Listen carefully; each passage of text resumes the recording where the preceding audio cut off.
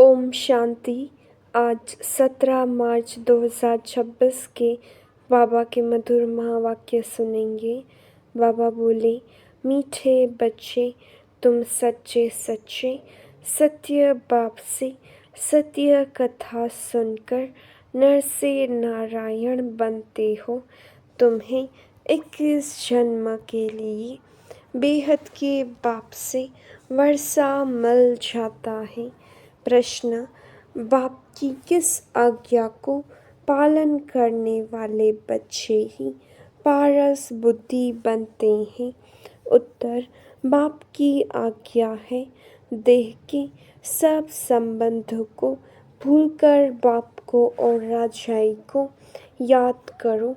यही सद्गति के लिए सद्गुरु की श्रीमत है। जो इस श्रीमत को पालन करते अर्थात देही अभिमानी बनते हैं, वही पारस बुद्धि बनते हैं। गीत बजा आज अंधेरे में हम इंसान। ओम शांति। यह कलयुगी दुनिया है, सब अंधेरे में है। यही भारत सोजरे में था जब यह भारत स्वर्ग था। यही भारतवासी जो अब अपने को हिंदू कहलाते हैं, यह असुर देवी देवताएं थे। भारतवासी स्वर्गवासी थे। जब कोई धर्म नहीं था, एक ही धर्म था, स्वर्ग वैकुंठ बहिस्त हेवन, यह सब भारत के नाम थे। भारत प्राचीन पवित्र बहुत बहुत धनवान था। अभी तो भारत कंगाल है, क्योंकि अब कलयुगी है। वह सतयुग था। तुम सब भारतवासी हो, तुम जानते हो हम अंधियारे में हैं। जब स्वर्ग में थे तो सोजरे में थे। स्वर्ग के राज राजेश्वर राज राजेश्वरी लक्ष्मी नारायण थे। उनको सुखधाम कहा जाता है। नए नए आते हैं तो बाप फिर समझाते हैं। बाप से ही तुमको स्वर्ग का वर्षा लेना है, जिसको जीवन मुक्ति कहा जाता है। अभी सब जीवन बंध में है, खास भारत। आम दुनिया रावण की जेल शोक वाटिका में है। ऐसे नहीं कि रावण सिर्फ लंका में था और राम भारत में था और उसने आकर सीता चुराई। यह सब है दंत कथाएं। गीता है मुख्य सर्व शास्त्रों में शिरोमणि। श्रीमद् अर्थात भगवान की सुनाई हुई गीता। मनुष्य तो कोई की सद्गति कर नहीं सकते। सतयुग में थे जीवन मुक्त देवी देवताएं, जिन्होंने यह वर्षा कलयुग अंत में पाया था। भारत को यह पता नहीं था, न कोई शास्त्र में है। शास्त्र तो सब है भक्ति मार्ग के लिए। वह सब भक्ति मार्ग का ज्ञान है। सद्गति मार्ग का ज्ञान मनुष्य मात्र में है नहीं। बाप कहते हैं कि मनुष्य मनुष्य के गुरु बन नहीं सकते। गुरु कोई सद्गति दे नहीं सकते। वह गुरु कहेंगे भक्ति करो, दान पुण्य करो। भक्ति द्वापर से चली आई है, सतयुग त्रेता में है। ज्ञान की प्रारब्ध ऐसे नहीं, वहाँ यह ज्ञान चला आता है। यह जो वर्षा भारत को था, यह बाप से संगम पर ही मिला था, जो फिर अभी तुमको मिल रहा है। भारतवासी नरकवासी महान दुखी बन जाते हैं, तब पुकारते हैं, हे पतित पावन दुखहर्ता सुख करता, किसका सर्व का, क्योंकि खास भारत दुनिया आम में 5 विकार है ही है। बाप है पतित पावन, बाप कहते हैं मैं कल्प कल्प कल्प के संगम पर आता हूँ और सर्व का सद्गति दाता बनता हूँ। अब लाओ अहिल्याओ गणिकाओं और गुरु लोग जो है उनका भी उद्धार मुझे करना है, क्योंकि यह तो है ही पतित दुनिया पावन दुनिया। सतयुग को कहा जाता है। भारत में इन लक्ष्मी नारायण का राज्य था। यह भारतवासी नहीं जानते कि यह स्वर्ग के मालिक थे। पतित खंड माना झूठ खंड, पावन खंड माना सचखंड। भारत पावन खंड था। इन लक्ष्मी नारायण की सूर्यवंशी डायनेस्टी थी। यह भारत है अविनाशी खंड जो कभी विनाश नहीं होता। जब इनका राज्य था तो और कोई खंड था नहीं। वह सब बाद में आते हैं। शास्त्रों में सबसे बड़ी भूल तो यह की है जो कल्प लाखों वर्ष का लिख दिया है। बाप कहते हैं कि न तो कल्प लाखों वर्ष का होता, न सतयुग लाखों वर्ष का होता। कल्प की आयु 5000 वर्ष है। या फिर कह देते कि मनुष्य 84 लाख जन्म लेते।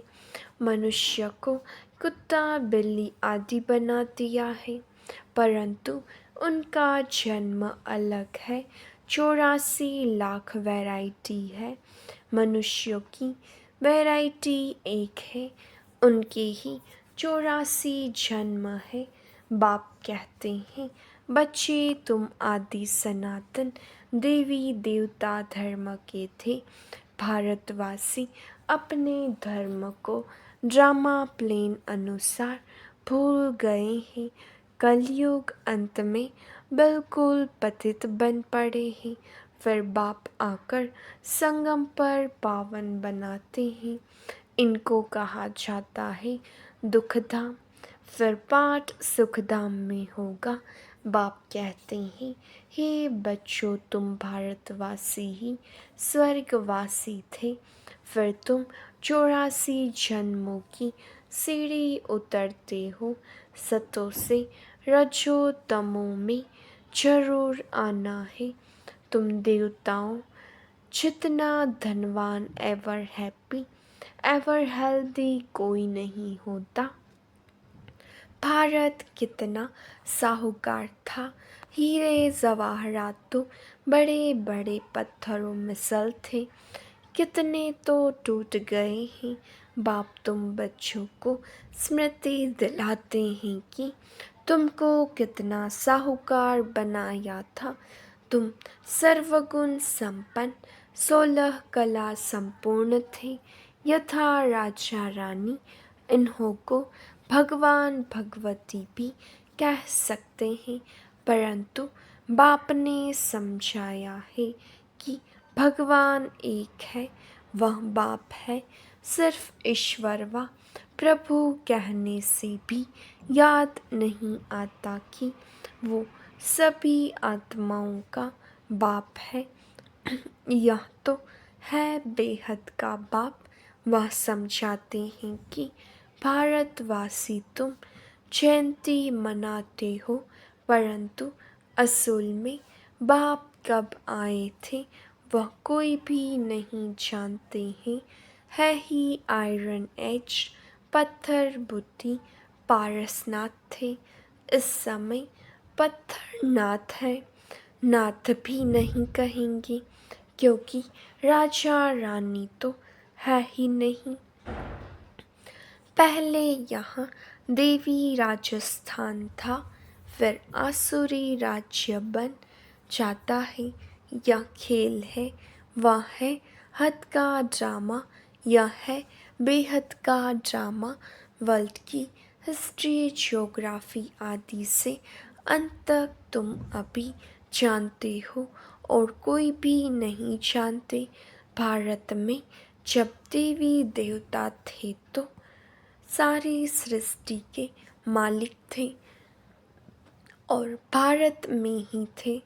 बाप भारतवासियों को स्मृति दिलाते हैं, सतयुग में आदि सनातन देवी देवता इन्हों का श्रेष्ठ धर्म श्रेष्ठ कर्म था। फिर 84 जन्मों में उतरना पड़े। यह बाप बैठ कहानी सुनाते हैं कि अब तुम्हारे बहुत जन्मों के अंत का जन्म है। एक की बात नहीं, न युद्ध का मैदान आदि ही है। भारतवासी यह भी भूल गए हैं कि इन्हों का लक्ष्मी नारायण का राज्य था। सतयुग की आयु लंबी करने से बहुत दूर ले गए हैं। बाप समझाते हैं कि मनुष्य को भगवान नहीं कह सकते। मनुष्य की सद्गति नहीं कर सकते।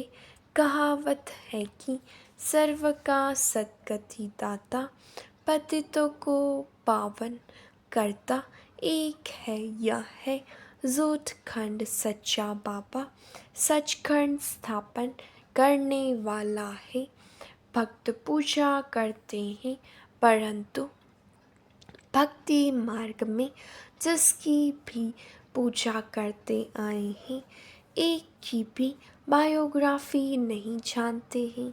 शिव जयंती तो मनाते हैं। बाप है नई दुनिया का रचयिता, हेवनली गॉड फादर, बेहद सुख देने वाला। सतयुग में सुख था, वह कैसे और किसने स्थापन किया। नरकवासियों को स्वर्गवासी बनाया, भ्रष्टाचारियों को श्रेष्ठाचारी देवता बनाया। यह तो बाप का ही काम है। तुम बच्चों को पावन बनाता हूँ। तुम स्वर्ग के मालिक बनते हो, फिर तुमको पतित कौन बनाते हैं।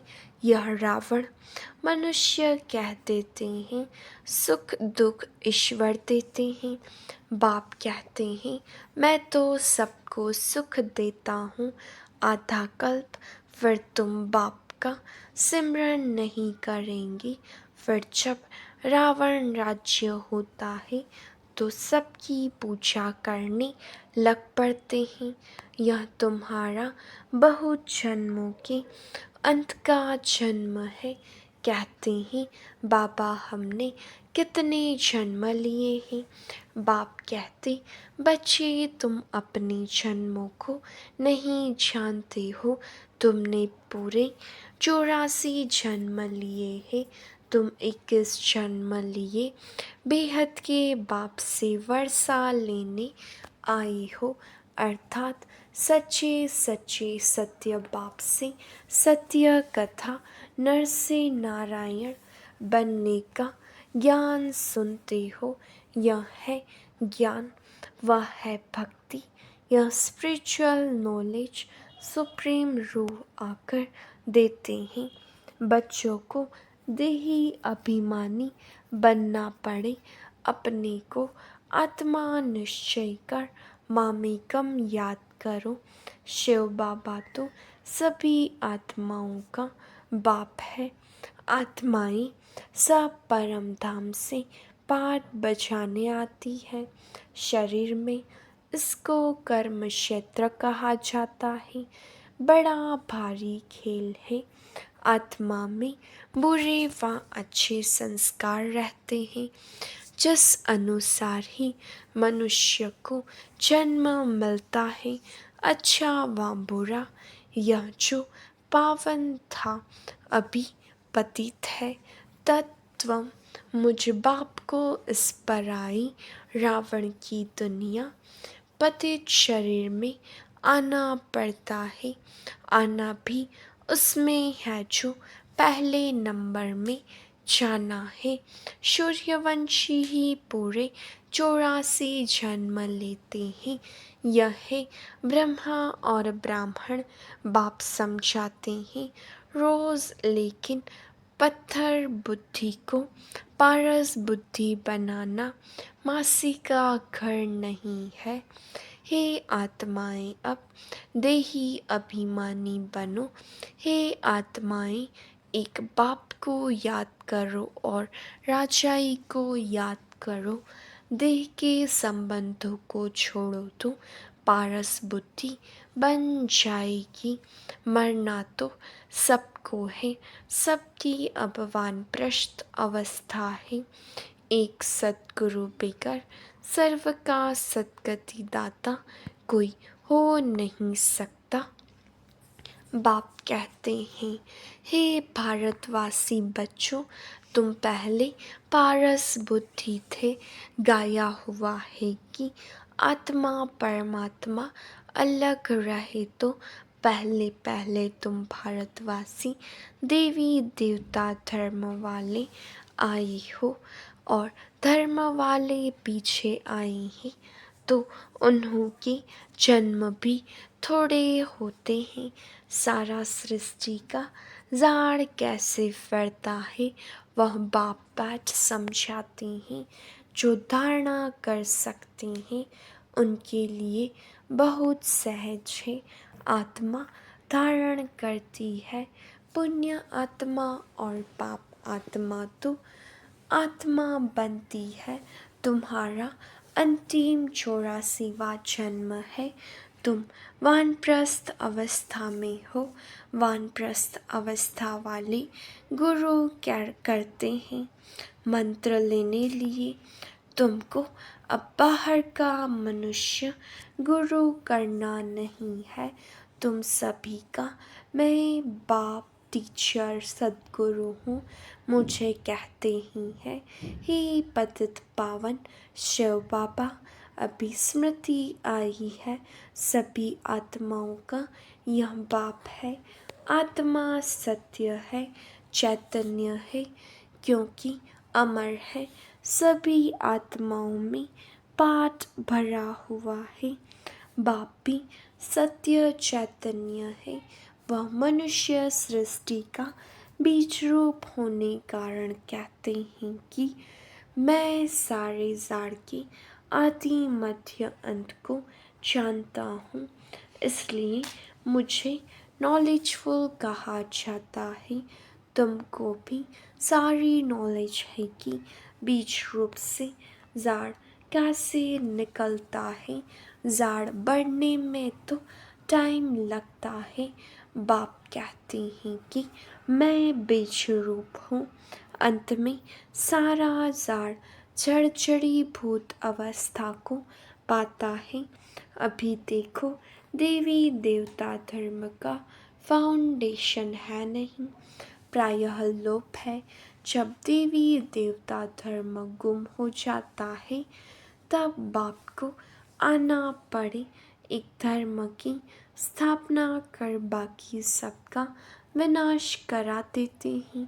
प्रजापिता ब्रह्मा द्वारा बाप स्थापना करा रहे हैं आदि सनातन देवी देवता धर्म की।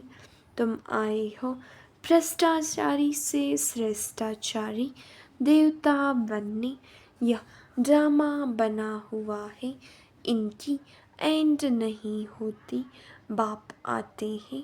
आत्माएं सब ब्रदर्स हैं, मूल वतन में रहने वाली, जो उस एक बाप को सब याद करते हैं। दुख में सिमरन सब करें।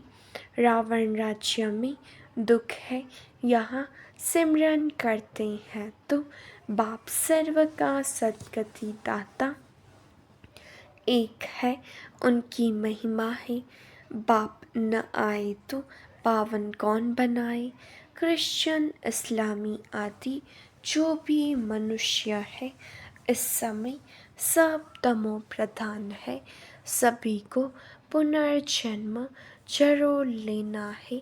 अभी पुनर्जन्म मिलता है नरक में, ऐसे नहीं कि सुख में चले जाते हैं। जैसे हिंदू धर्म वाले कहते हैं कि स्वर्गवासी हुआ तो जरूर नरक में था ना, अभी स्वर्ग में गया। तुम्हारे मुख में गुलाब, जब स्वर्गवासी हुआ, फिर उसको नरक के आसुरी वैभव क्यों खिलाते हो? पित्र खिलाते हैं ना। बंगाल में मछली अंडे आदि खिलाते हैं। अरे उनको यह सब खाने की दरकार क्या है? वापस कोई जा नहीं सकता, जबकि पहले नंबर वालों को 84 जन्म लेना पड़ता है। इस ज्ञान में कोई तकलीफ नहीं है। भक्ति मार्ग में कितनी मेहनत है। राम राम जपते रोमांच खड़े हो जाते हैं। यह सब है भक्ति मार्ग। यह सूर्य चांद आदि रोशनी करने वाले ही, यह देवता थोड़ी ही है। वास्तव में ज्ञान सूर्य, ज्ञान चंद्रमा और ज्ञान सितारे यहाँ की महिमा है। अच्छा, मीठे मीठे सिखिलते बच्चों प्रति माता पिता बाप दादा का याद प्यार और गुड मॉर्निंग। रूहानी बाबा की रूहानी बच्चों को नमस्ते। हम रूहानी बच्चों की रूहानी बाप दादा को याद प्यार नमस्ते, गुड मॉर्निंग, ओम शांति। शुक्रिया बाबा, शुक्रिया। धारणा के लिए मुख्य सार। पहली पॉइंट, इस अंतिम 84वें जन्म में कोई भी पाप कर्म विकर्म नहीं करना है। पुण्य आत्मा बनने का पूरा पूरा पुरुषार्थ करना है। संपूर्ण पावन बनना है। दूसरा, अपनी बुद्धि को पारस बुद्धि बनाने के लिए देह के सब संबंधों को भूल देही अभिमानी बनने का अभ्यास करना है। वरदान, पुराने संस्कारों व विघ्नों से मुक्ति प्राप्त करने वाले सदा शक्ति संपन्न भव।